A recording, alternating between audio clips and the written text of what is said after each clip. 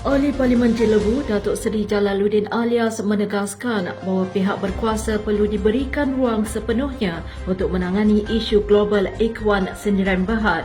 Beliau yang berucap di Parlimen selepas sesi penerangan menteri menyeru agar PDRM melaksanakan siasatan rapi dan pihak yang terlibat dikenakan tindakan yang sewajarnya sekiranya terdapat pelanggaran undang-undang. Beliau turut mencadangkan agar pemantauan secara berterusan perlu dilakukan khususnya agensi di bawah Kementerian Wanita melibatkan kanak-kanak. Katanya soal doktrinasi ini merupakan isu yang penting kerana kesan kepada psikologi amat berbahaya. Jalaluddin pada masa yang sama menggesa JAKIM dan Jabatan Agama Negeri untuk memperbetulkan isu akidah dan mengelakkan masalah ini berulang di masa depan. Ahli Majlis Kerja Tertinggi UMNO, Datuk Muhammad Fuad Zakashi mengkritik PAS kerana menganggap penyertaan adik Presiden UMNO, Datuk Abdul Hakim Hamidi ke dalam PAS sebagai peristiwa bersejarah.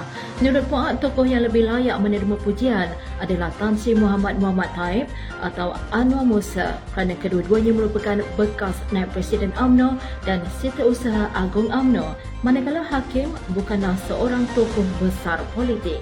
Beliau yang juga ahli Dewan Undangan Negeri Rengit berkata penyertaan Hakim Hamidi kepada PAS tidak membawa sebarang makna dan tidak membawa sebarang kerugian kepada UMNO dan Barisan Nasional.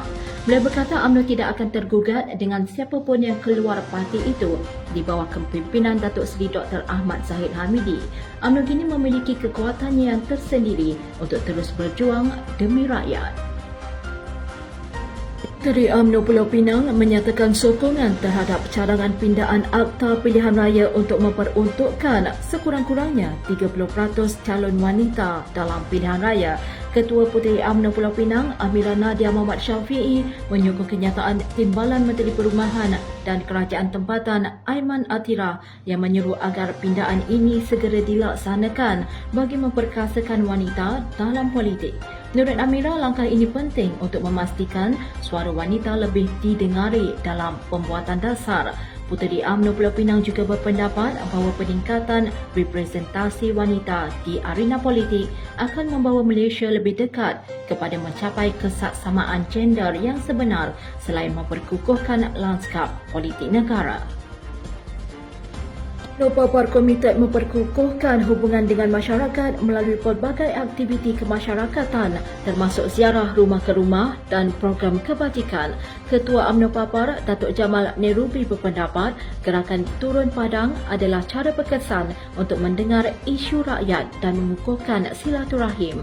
UMNO Papar turut menganjurkan pelbagai program kebajikan seperti bantuan kepada keluarga kurang berkemampuan, warga emas serta inisiatif kesihatan.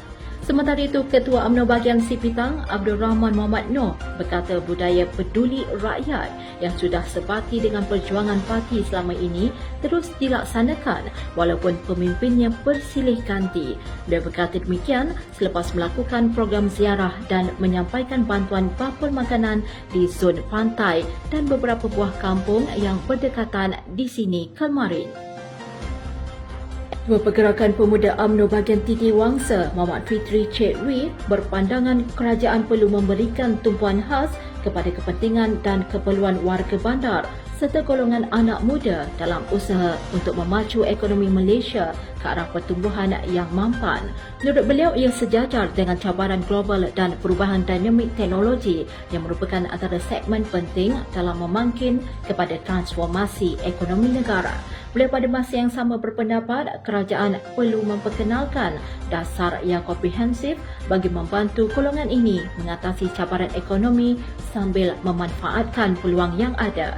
Katanya peluang pekerjaan dan keusahawanan untuk anak muda perlu dipertingkatkan memandangkan persaingan yang semakin sengit dalam pasaran pekerjaan dengan memperkenalkan program peningkatan kemahiran dan latihan semula.